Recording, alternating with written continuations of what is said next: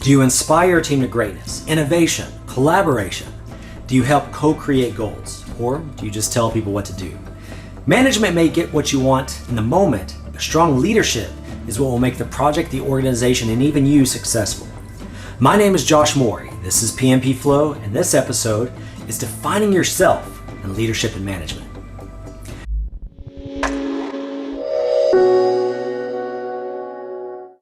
Leadership is crucial to the success of the project and organizations. PMBOK. Leadership and management are often used interchangeably, but it's important to know they're not synonymous. Management is directing someone to achieve a goal or endpoint. Leadership is working with others through discussion or debate in order to achieve a goal or an endpoint. In coaching, we also call that co-creating. It's working with your team, not dictating to them. PMBOK provides us with an excellent comparison chart and some of the differences between a manager and a leader. One example, a manager directs using positional power, while a leader guides, influences, and collaborates using relational power. A manager's positional power is like using a hammer. It may get the work done in short term, but it gets tiring to swing.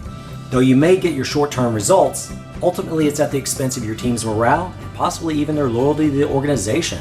Relational power, on the other hand, is when people work together, help each other, and team up for the sake of the goal. This is the interrelation between people who work together. Humans aren't just numbers in an assembly line. We're social beings, and those relationships will help or hurt your common goals. Let's look at another comparison. A manager focuses on the bottom line, where a leader focuses on the horizon.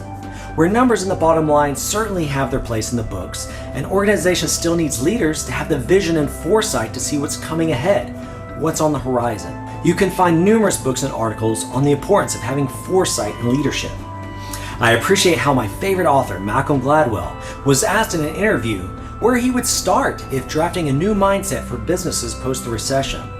His response spoke about the needing of a new type of leadership that requires a humble approach, and foresight may not be about predicting the future, but more about preparing for it. Let's be clear. There's nothing wrong with using the methods of a manager, as there are certainly times when those various approaches are needed. But a skilled leader knows when to employ the right method at the right time in the right situation. This is how we can set everyone up to be successful. Additionally, we must take the time to evaluate not only how we direct our teams, but who we want to be as leaders. Self-reflection is a powerful tool in involving yourself in your leadership style. Though there are a number of leadership styles and theories, I want to discuss 6 specific leadership styles that you'll find in the PMBOK. Laissez-faire. This is a hands-off approach. Project or development teams make their own decisions and goals. You may use this if you have a highly skilled team that's proficient in self-organization, like in a Scrum environment. Transactional. This is a focus on goals, benchmarks, and accomplishments, and management is more so done by exception.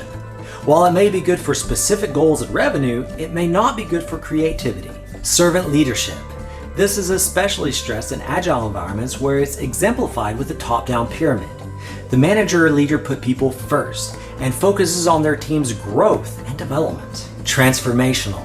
Sometimes we hear this called the quiet leaders. This is an inspirational motivation, empowering team members and encouraging them for innovation and creativity. Charismatic, which is the ability to inspire. They're enthusiastic, self-confident, and hold strong convictions for the goals to be accomplished. Interactional, which is a combination of transactional, transformational, and charismatic.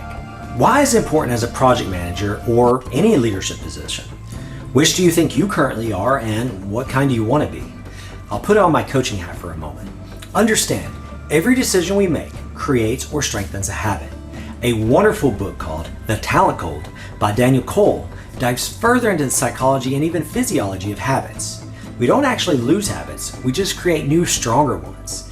As Aristotle said, we are what we repeatedly do. Excellence, then, is not an act, but a habit. Continually set the course of what kind of leader you want to be, and inspire others to greatness through who you are, how you treat others, and how you communicate with others. Thanks for watching. I want to hear from you, so please leave comments and ask questions. Now, go inspire. Thanks.